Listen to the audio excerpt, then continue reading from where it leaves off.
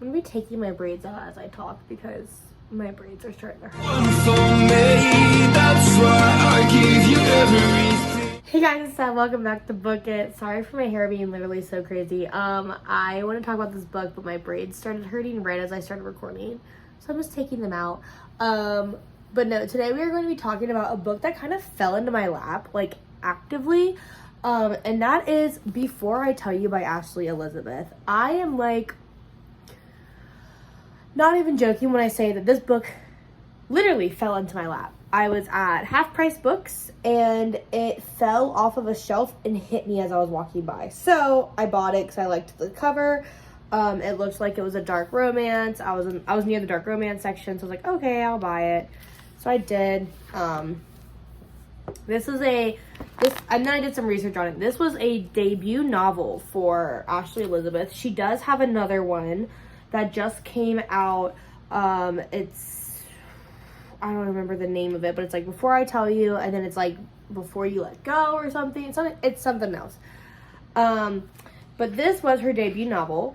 She is a spicy romance novel, and this book has trigger warning. So I'm going to go ahead and say right now, for like those that are younger, this might not be a video for you because there are some dark themes in here.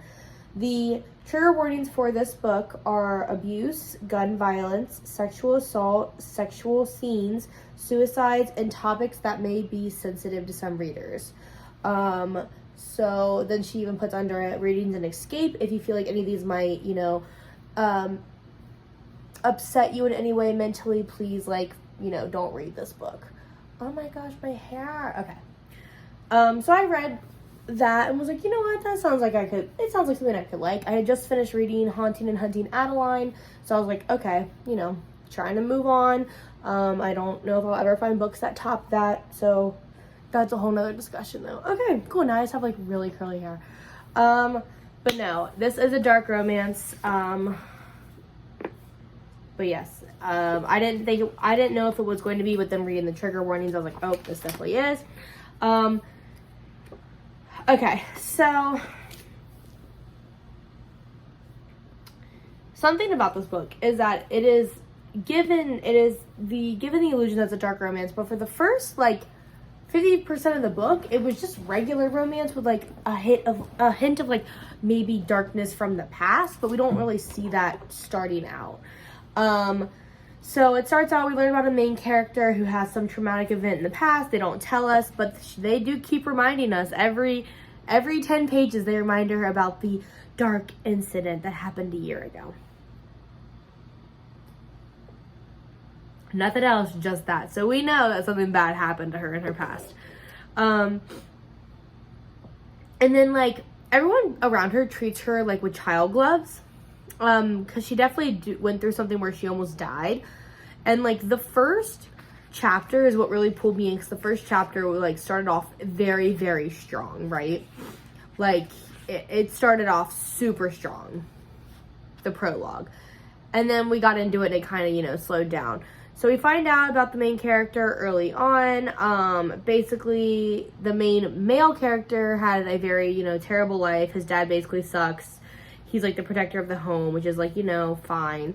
So then the two of them together, they realize they have feelings for each other their entire lives, but nobody says anything, or they kind of do, but they went through life. But then, this big incident happened that we still don't know about. This big incident happened, and now they can't talk.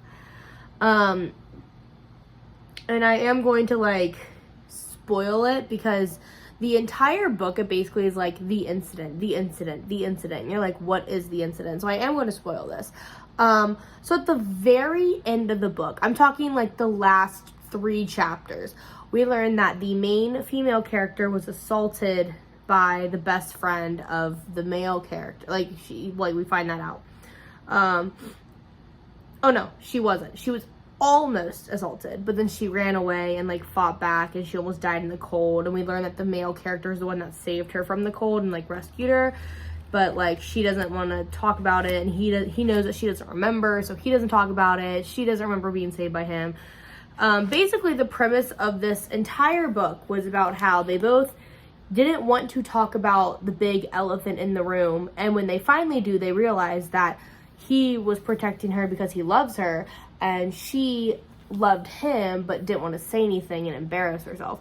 So the problem I had with this book was it was in the dark romance category, and there was no dark romance. There was barely any spice, which kind of makes me laugh that there were only like 3 spicy scenes, and while they were well written, it wasn't like it just wasn't it. The idea of the book was really, like, well, I understand it was the first debut novel, so I think that, you know, Ashley Elizabeth is going to grow as a writer, and it's going to be an amazing writer, because she had some really good parts of this. Parts of this book were really good. Other parts were not. That's fine. That's how some books are. I really do want to read more of her books, because I feel like she has a lot of ability to grow. And I want to see the direction that she goes in. So I know there's a second book that goes hand in hand with this one, but about, like, the siblings of the main characters or something like that. Yeah. But I said overall, this was an okay book. I gave the smut a 2 out of 5, you know, and then I gave an overall 3 out of 5, which is a pretty good score.